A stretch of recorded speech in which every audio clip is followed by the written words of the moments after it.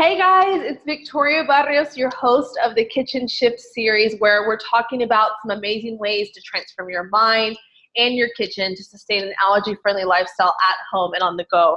And so today I want to welcome Pam Holland, who's the founder of Mindful Decluttering and Organizing. And she's a speaker, she's a teacher, she's a professional organizer, which is what we're going to be talking about today. And she's a transformational coach. And she just I'll let you talk about yourself, Pam, because I want to make sure I do you justice. But I know that one of your passions is really to help people flourish and just to break themselves free of what happens when we feel overwhelmed by clutter, right? So I just want to say welcome.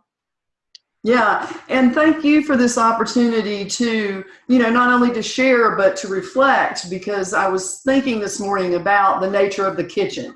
And how is the kitchen different from other rooms? And I think most of us would agree that it's quite different from any of the other rooms in our house. I mean, we operate differently in it. We think about it differently. There are many rooms in our home that we might want to be beautiful or restful. Whereas in a kitchen, I think we're more inclined to think about functionality. And we can also be joyful, engaged, creative in the kitchen. Sure. Yeah. Yeah. So that was just sort of an interesting thing that came to me this morning as I was thinking about, this in particular. Yeah. Okay. So why don't you share what you're passionate about and who you are and how you got into this? And then I want to touch on that more because you're absolutely right. I see the kitchen as a place of connection, and I want to get deeper into that. Oh, yes. So go for it. Yeah. Well, when I began Mindful Decluttering and Organizing in 2005, the reason I chose the name was because it seemed to me that in order to really be successful long-term with decluttering and organizing, you have to go deeper than just the surface stuff, right? You have to get in touch, and you may not know that at first or wish to claim it, but if you don't get in touch with why you're frustrated, what's holding you back, why do you repeat the same negative habits in your kitchen or anywhere, then you're not going to be happy with yourself and be able to create new productive habits. You won't even be able to identify what new habits you need to create if you're not approaching it mindfully and with awareness. And we're just so busy. We're all so busy. Yeah. No, you're right. We are. It's that's such a good point, because I feel like we're so busy we don't even notice the space around us. This is such a funny thing I'm going to talk about right now. But my husband and I were watching Queer Eye for the Straight Guy. We like how kind they are to people, and we actually watched an episode to where this guy was serving so intentionally in his community, but at his house he just had blinders on, and it was dusty and dirty, and he didn't even realize that was causing him to be depressed. So I don't know. I just thought that was a good segue. So I mean, with you in general, what do you think happens whenever we don't organize?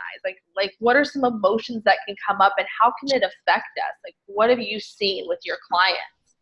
Well, it can manifest in a lot of different ways, but certainly overwhelm is one of the very common things that I encounter, and not knowing where to start, and just the task feeling so large that you just give up. Yeah. And I am not a good cook. My husband is a good cook. And so I have not traditionally enjoyed being in the kitchen and doing prep work, but I have a dear friend who loves to cook, and she spoke to me one time about how when she chops, how she loves chopping. And so I'm like, seriously? But then I tried to incorporate that, into, when I'm chopping, I can be chopping with love and I'm preparing for my family or my friends or even just for myself, I can be doing that in a loving way instead of in a, I got to get this done kind of because I'm in a hurry. Yeah. Yeah. That's such a good point. I guess like that's kind of one of my biggest first questions is why do you think we are so overwhelmed by our kitchens? And you kind of hit that on the head. It's like we're super busy, but I mean, what else have you found? What do you think? Are you personally? Well, I mean, I think the thing about cooking, unless you're one of those people who loves to cook, has a well-stocked kitchen, and things just go well for you in your kitchen, you run into I run into very common frustrations like, I don't have enough whole wheat flour. I really thought I did, Mm-hmm. So, having what you need on hand and actually checking ahead of time, when you're getting ready to prepare a recipe, particularly if it's a new one.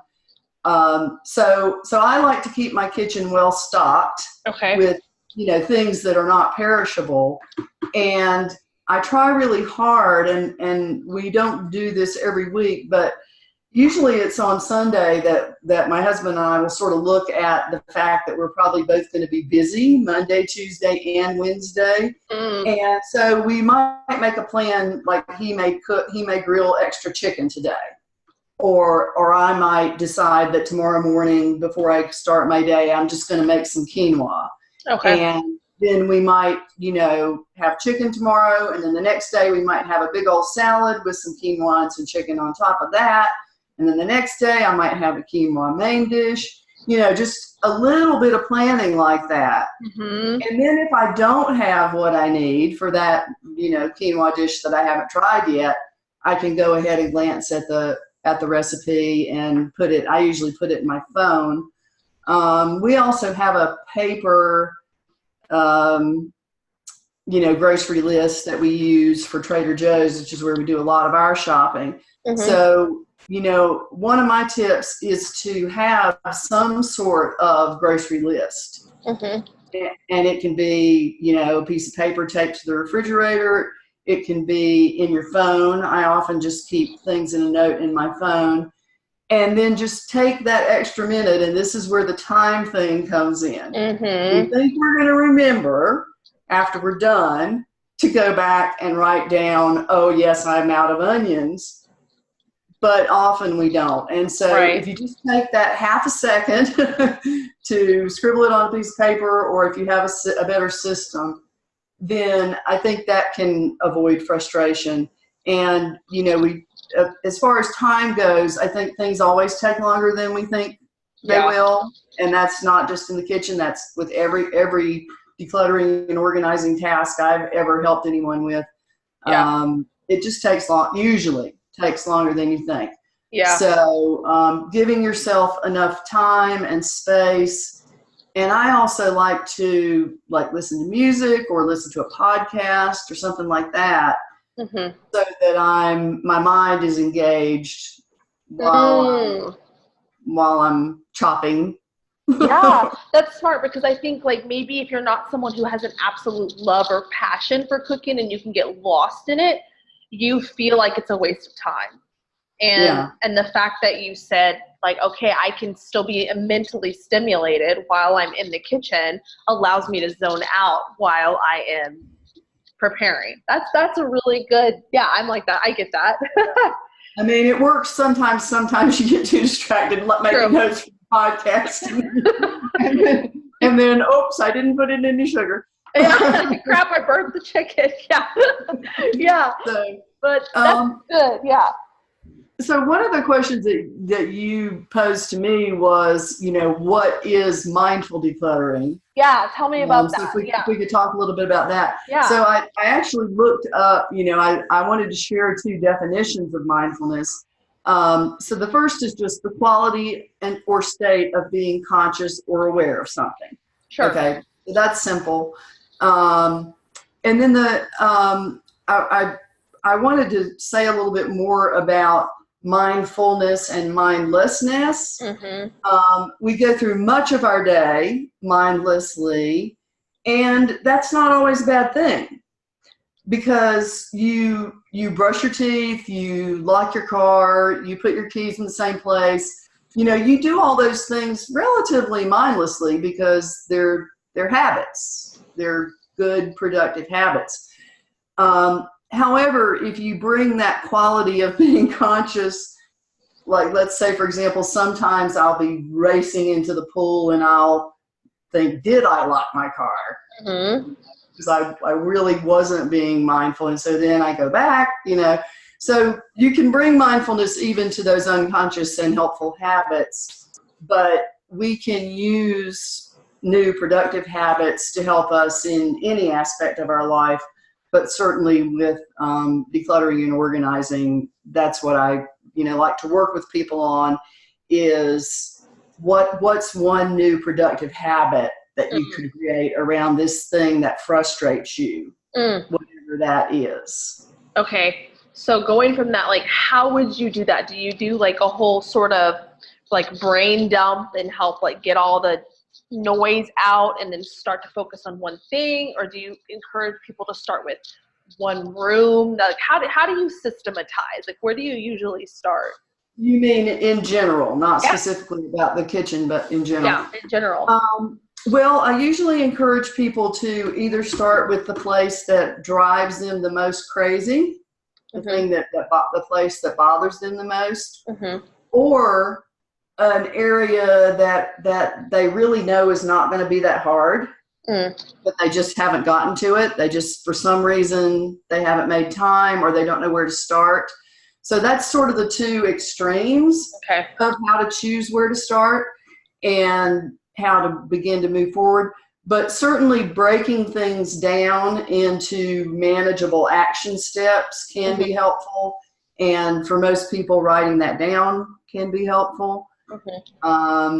So yeah, did I answer your question? Yeah, you totally did. Like, I guess because you gave a couple of good starting places, and I guess, yeah, it's just my main question is like, how can we set up a system, or where should we start? And that's basically what you answered. I think that, and then like for the purpose of this series, let's talk about the kitchen then. Like, what would you say is a good starting point here? Like, do you feel like people should get really organized with their grocery shopping? Because that counts as like the mindful organization as well. Or do you feel like it's important to really start with the pantry? Like, I'm looking at mine right now and I can see everything. It's all in clear containers with white lids and white, like it's joyful when I look at it and I know where things are. So what about you? What do you suggest? Well, it's interesting that you mentioned the pantry, because a lot of times people don't want to address those secondary, what I call secondary storage spaces, because that's not where the mess is. But you do create a pantry that you love, and you can take things out of the main kitchen space that you use less often and store them there in the pantry. Then that can create more counter space, more ease and flow in the kitchen. But my main suggestion for any room, but we'll apply it to the kitchen, is to notice, how do you feel when you're in there?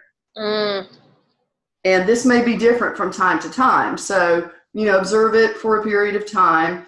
And if there are times when you are really enjoying being in the kitchen, just sort of ask yourself, what is making this so joyful?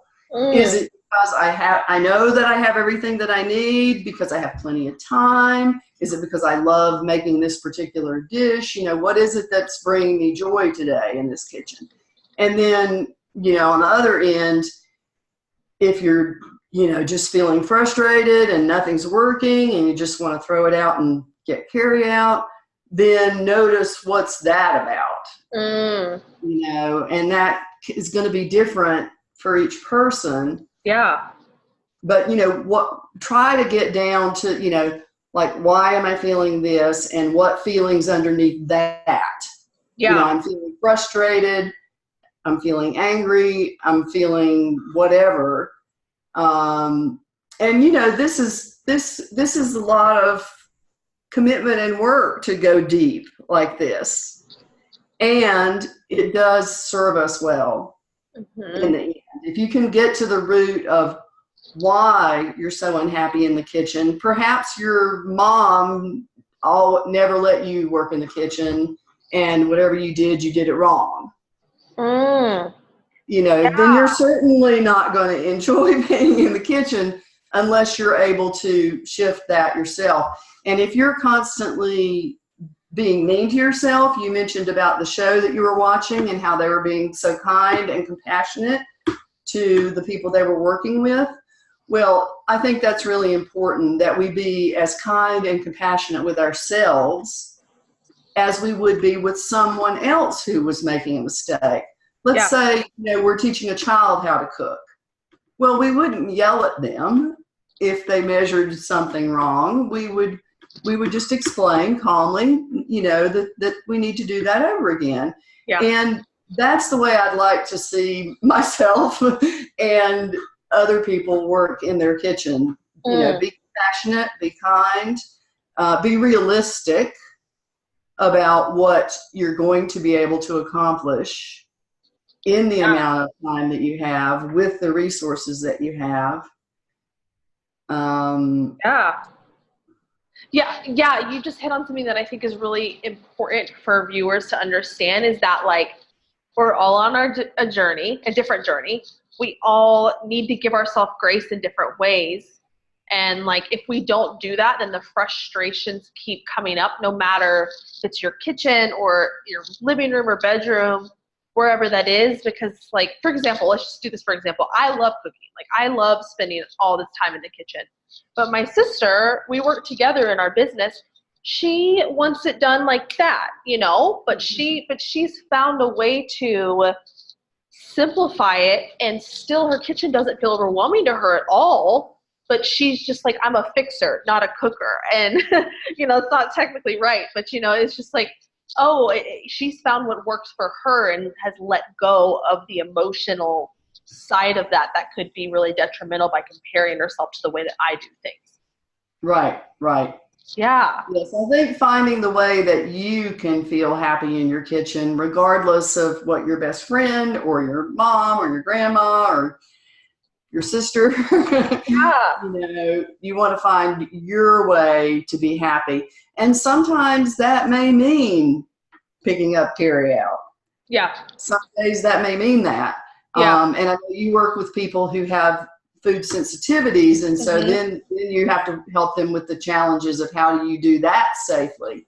Right. Exactly. Yeah. There's a whole other animal that comes with that. And so I guess another question that I had for you was when it comes to organization and decluttering, do you feel once people maybe start to get a hang of it, or let's say two ways, I don't like to organize other parts of my house. I do it. My husband loves it. I get more overwhelmed by it. So one, how can we shift our mindset to maybe make it more entertaining or enjoyable? And then how often should we continue to do that? Keep it up? Yeah. Well, I think that the first step is just to bring more awareness, as we've mentioned several times, and to try to create just one new productive habit and stick with that for a little while. And maybe journal. Sometimes when I do courses, I have people journal about their feelings in different parts of their home. And let's try and think. So your main question is how to begin, or how can we stay, I guess, that's a great point. How do we stay motivated to continue to do it as we go? For example, let's say you do organize your kitchen and it feels really good, but then how do you stay on top of that as you go? What do you suggest people do? And I think that you maybe just answered it by one way is writing down your feelings and bringing awareness and acknowledgement to that. But what else? Well, I think just adding in time in your day to tidy up at the end of the day. I mean, I don't like waking up to a dirty kitchen. Sometimes that happens because we're both just too tired. But I'm much, much happier if I can come into a clean kitchen.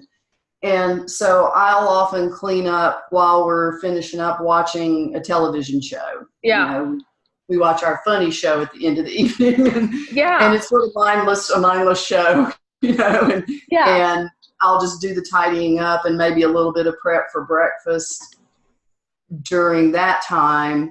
But, you know, I think the thing is to try something you haven't tried before. So if you always clean up every single night and that works well for you, then continue doing that. But if you find that by waiting until the morning to actually finish up the dishes, you can do them more joyfully and get more rest, that's okay too. I mean, there are no rules. Yeah. That's the thing. There are no rules. And we put them on ourselves all the time. Yeah. We put ourselves in the box. So what about for you? Like you just said, Pam, do you organize like your grocery shopping in a specific way, or your kitchen is in a specific way? Because you just said like you might be watching your funny show with your husband to clean up. But what about like, do you systematize how often you grocery shop? Like what about that? Well, you know, my husband actually does the grocery shopping, and I don't think he does it the same day every week or anything like that. But I love organizing. So if I look at a cabinet and I can see that, let's say, for example, if I just move this shelf up one notch, then I could actually fit all the pasta on that shelf. And that might be a bit of a nuisance to move that shelf up one notch. But if it's going to serve me in the long term and make me feel happy and be able to put something up there that hasn't had a place to go, then that's just an example of a small act of organizing that could make a big difference. And basically just, you know, in terms of organizing, you know, just put like with like. Just pretend you're in kindergarten, you know, we put all the plasticware together, we put people sort of naturally put their silverware together. So we can just expand that. But sometimes you may not have room in your silverware drawer for, let's say, all the extra utensils for parties or something like that. So then those have to go into a different place. But if you begin just by putting like with like, and once you've put like with like, then you may observe that you have 4 can openers, right? And maybe you want to have 2, maybe you want to back up in case one breaks, but, you know, choose your best one. And one of the questions I like to encourage people to ask is, do I have a better one? And do I use it? Do I love it? What would be the worst thing that would happen if I let go of it? You know, those are some of the general decluttering questions that I encourage people to use in any area. But in the kitchen, we can accumulate a lot of duplication. Particularly if you have a blended family, or you've just gotten married, or you've just moved in with someone, you may have a lot of multiples that you're not aware of. And that can be okay if you have the space. It really depends on the size of your kitchen. Yeah, that's a good point. And then how much you're going to use things and how much you like those things. And like if you're a minimalist or not, like all these questions come to my mind because I realize like how stressful it can be for people. I really get that.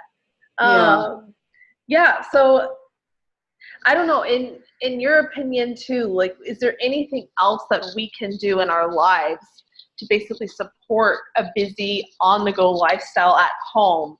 You know, I mean, are there any other tips or hacks that you have that you live by or you give to your clients? Well, I mean, I think sleep, the value of sleep is very underestimated in our society. But for me, it's huge. If I get enough sleep, then I will do everything better. And I'm sure, I mean, and this is true for me, and I don't, to my knowledge, have any food allergies, but I do know that I'm much better with a certain kind of diet with more protein and less carbs. Mm-hmm. And if I honor that, Mm-hmm. if I honor what my body is telling me about what to eat, then I'm going to be more productive in the kitchen and in my office and with my clients and anywhere else that I might be. So I think just those basic tending to our body things and listening to our body, which I think we've touched on, but I guess I didn't really read the second definition of mindfulness, which is go for it. A mental state achieved by focusing one's awareness on the present moment while calmly acknowledging and accepting one's feelings, thoughts, and bodily sensations. And it says used as a therapeutic technique. Right. I just think that it's really important to pay attention to your feelings and your sensations in your body. Yeah. As you are, especially as you're encountering resistance. Yeah. And so I encourage people to declutter and organize using their body's wisdom and their own intuition. Perfect. Because how many times do we do something that we knew we should do?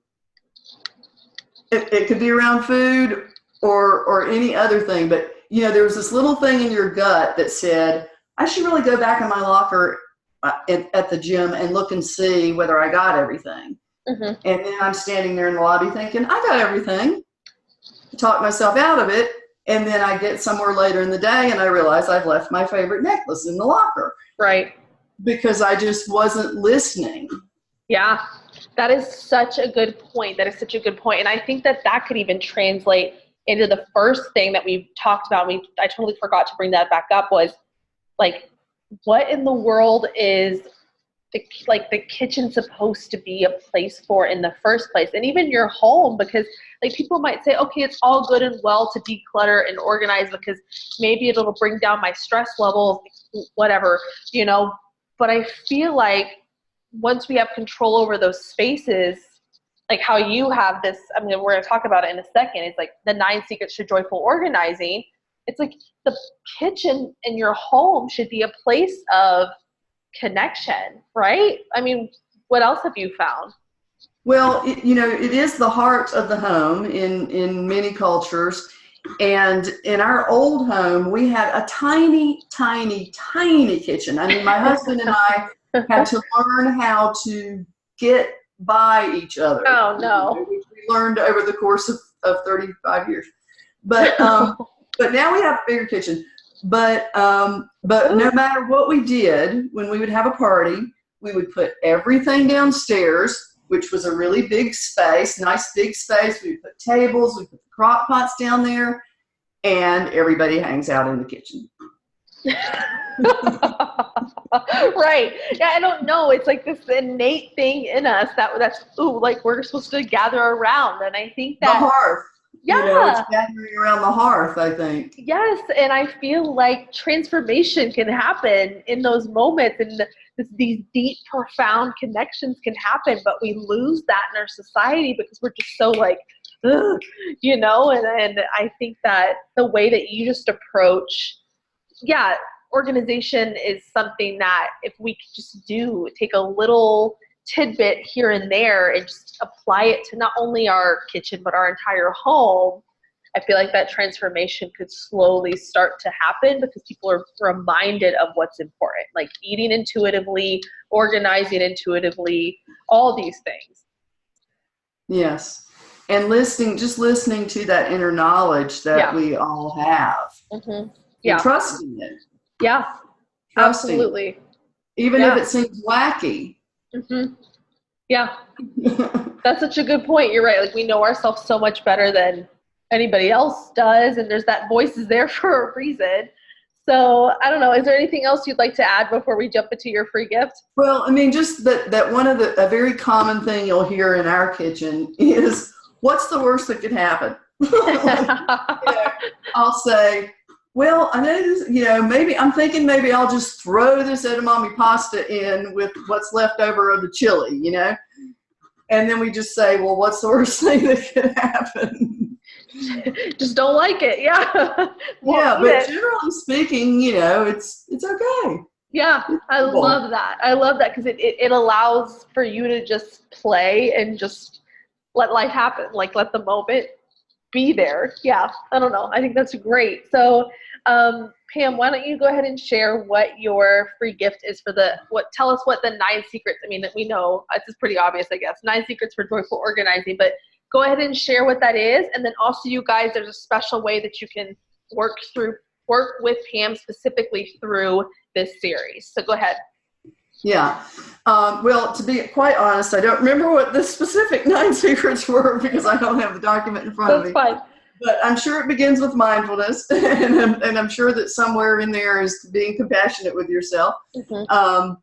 But it's actually a tool that can be used in any room in your home, and it's one of our signature pieces.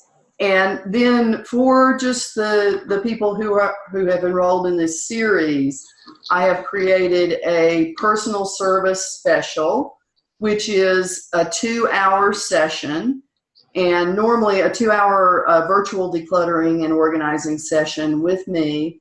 And normally I have a 3-hour minimum for those packages. Mm-hmm. So it's a shortened minimum, which makes it cheaper. And I've also reduced the hourly rate a bit. Perfect. So we're offering these two hours of virtual organizing, which would be done via video chat, just the way Victoria and I are doing this conversation, and with follow-up email support. And I invite people to send me their before and after pictures and challenges and successes. And it's amazing how much it helps just to have somebody to share your little tiny success, which nobody else in your household cares about. Right. But I do. Yeah, you celebrate it. That's so needed. I love that. Right. Okay. To celebrate the small steps and actually to help people break the task that seems overwhelming into individual action steps that they can implement on their own. Right.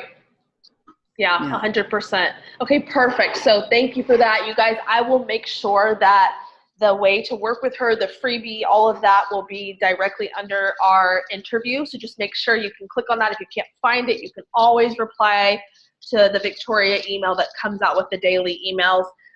So stay tuned. You're going to get more amazing interviews just like this one. So it's been super fun, and just thank you guys for watching. So thank you, Pam, for your time, and it's just really great getting to connect and actually chat about things that we both love. So I'll talk to you soon. Right. Okay. And thank you for putting together this wonderful team of experts in such a variety of fields. Absolutely. That's my goal, is to help try to bring as much information together as possible. So thank you. All right. Have a lovely day. Okay, you too. Bye-bye. Bye-bye.